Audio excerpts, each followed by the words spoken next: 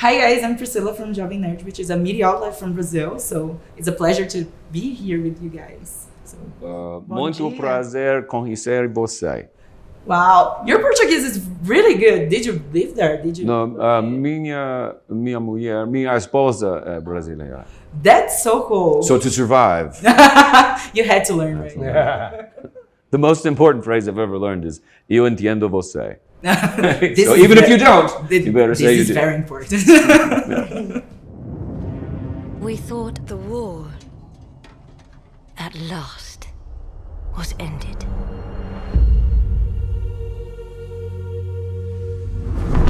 It is here, Galadriel. The moment we feared.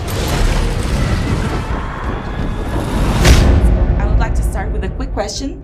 For how long have you been cast? We were cast at about the same time. Yeah. It's August or September 2019. Well, I know exactly the date. It was the date that I can't, but it was the premiere of David Copperfield in Toronto because I found out that day and then fainted during the Q&A for David Copperfield. So whatever that day was when I was cast. So Yeah. 3 years ago now. I was cast in August of 2019. Oh, The distant year of 2019. Distant Yeah. year of 2019. same, Same. yeah. Were you cast together? Yes, kind of. I Yeah. mean, we were put together. We didn't do a test though, they just had to have faith. They did. And they got it wrong. Zero chemistry. Zero chemistry. Terrible you human get- beings. I see some bickering here. Okay. Yeah, it's flirting is what it is. Oh, I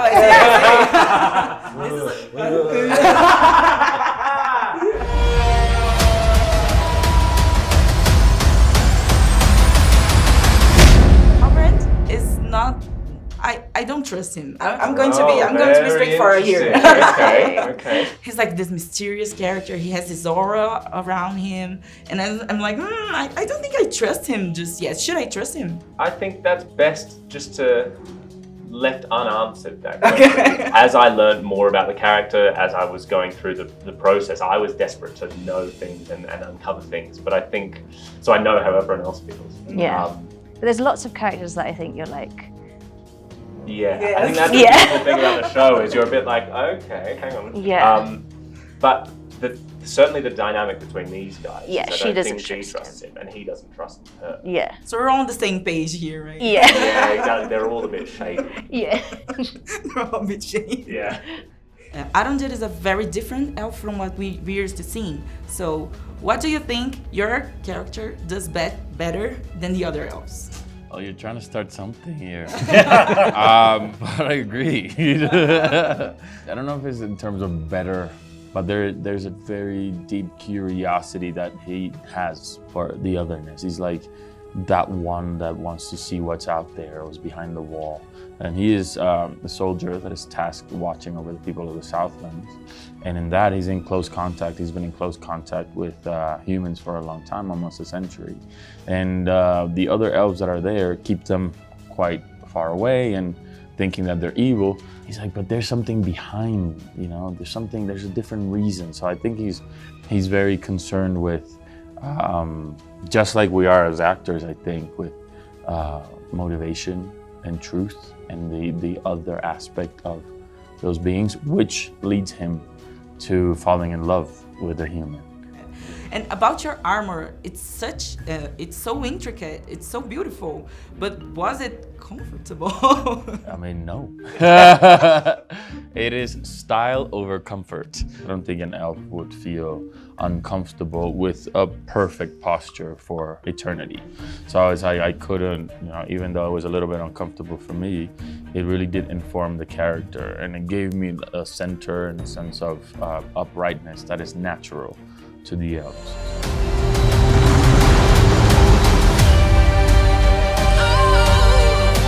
We can survive this. You and I.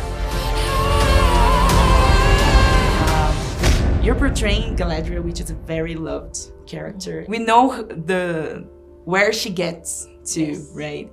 So how was it for you building like everything that came before that? There was a quote that I found that was, because you're always, as an actor, searching for the thing that you're like, that's it. And it's when Galadriel was talking to Frodo about how with gaining wisdom, you lose innocence. And that was the door in. She's going to lose innocence, she's going to gain some wisdom, and she's going to become someone who she wouldn't imagine she would be. Yeah. And do you prefer to go like, I'll just live this moment and here, or do you always keep in mind like where she's going to be like in the future?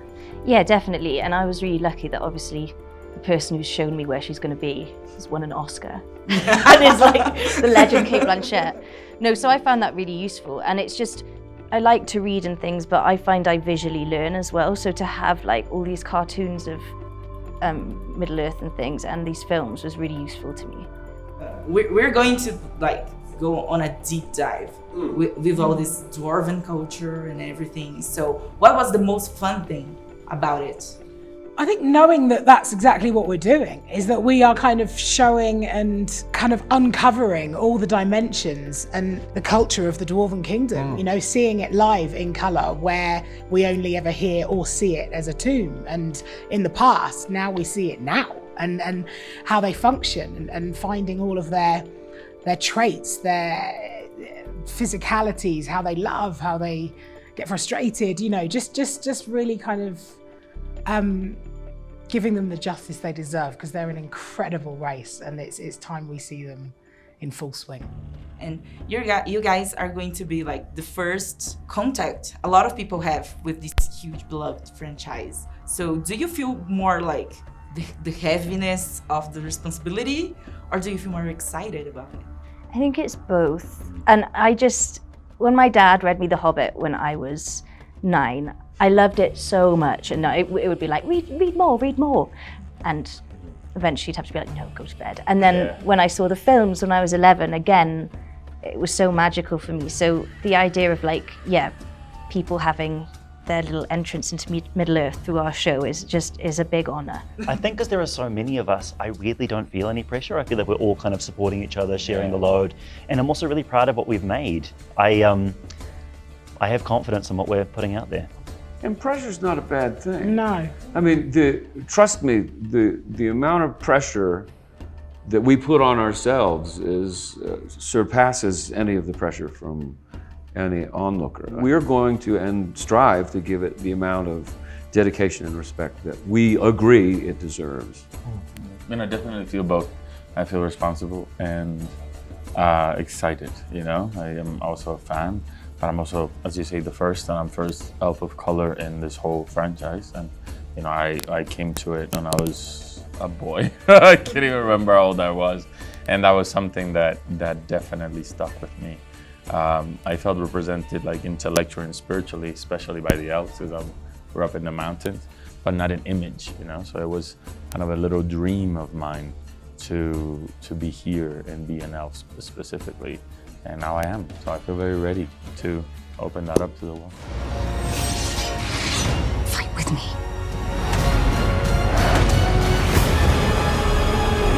How was it wearing like all the armor you had to wear? Because it looks so good, it looks so amazing, and I love that there's no like gender distinction between like the male armor and your armor. Every world has a different like relationship with gender, I think. And the elves, like their focus on like beauty and things, I find really interesting, because sometimes we see that as more feminine, but that's not the case. And yeah, the armor was just wonderful. And also, to get into the armor, it took about an hour or more. And it would be like 4 people from the costume department dressing me. And so it was a real ceremony. I felt like I was going to war. There was like, What do you think it was the hardest thing of ruling a kingdom such as Nesta? Talking to a human being with very little responsibility in his life. It was quite a stretch. No, but I think it's a lot of hard work. You know, I think it's mentally and physically taxing. Being somebody like Farazan, he's got a lot on his shoulders. He's got a lot to think about, because his cousin Queen Miriel has an uphill struggle because she's Queen Regent.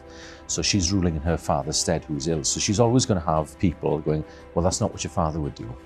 And having to marry that relationship between the guildsmen and the people of Numenor and the Regency, I don't think that's no mean task, you know. And Owen, you said that you did a lot of takes and did a lot of scenes with Robert Saramago while he was like standing on a box and you were on your knees. Yes. So, Yes. would you say that was the hardest thing about this whole job? It was the newest thing that I've had to do as an actor. But also I was excited.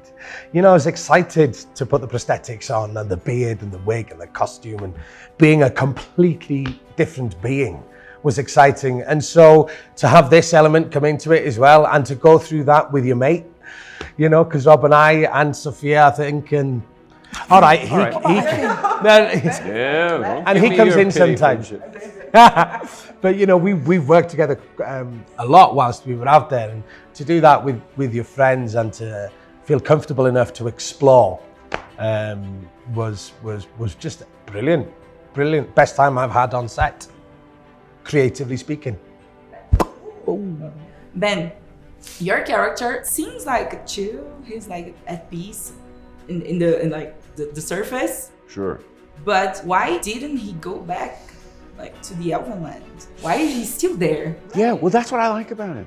You know, he can go get a suntan on the Elvish Valhalla beach, but instead he's going to stay on this disgusting, dirty lump of rock where all the creatures are gross and want to kill each other, and I have to separate them and make them work together. No, but I think he loves it. I think he loves them. You can, in the books, you can also kind of glean that the elves wanted their own kingdom. But I choose to think that there was something a little more benevolent about it. That he believes in hope. You know, that he's lived so long, he's seen so much death and destruction, and in spite of that, he still believes in love and in, he understands the frailty of man, but he believes in their potential. It is over. You have not seen what I've seen. I have seen my share. You have not seen what I have seen. Sophia, you have this scene as this where you sing, and I would like to know if it was any different in preparing for this scene specifically, or for like a musical or something. Completely different. Like, this is about drawing out the power in your voice, metaphorically and literally, in order to move mountains. So I feel, you know, this was not a sound of kind of, I will survive. This was something quite different. This was finding your inner soul through your voice. I would love to watch that musical. Dwarves, the musical. 5, 6, 7, 8. It'll happen. Yeah, it was something much more spiritual and beautiful and very different from doing it standard. Peter Jackson recently said in an interview that he would like to forget the Lord of the Rings, like the movies he made, so he could watch it as a fan. So would you guys do it? If I got paid still, I'd erase it all and watch it as a fan, for sure. Yeah, definitely. Yeah. I find watching myself unbearable, which is why I'm so glad that there's loads of different worlds. Because when the Harfoots come on, I'm like, nice.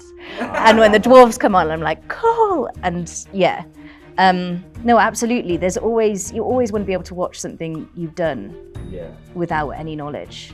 Because you watch it with all the stories of making it. You're like, oh, I can remember I had eggs for breakfast on that day, or it's like the boring aspects of it. Yeah.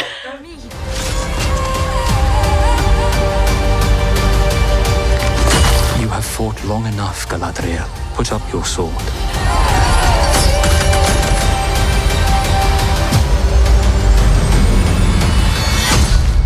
Without it, what am I to be?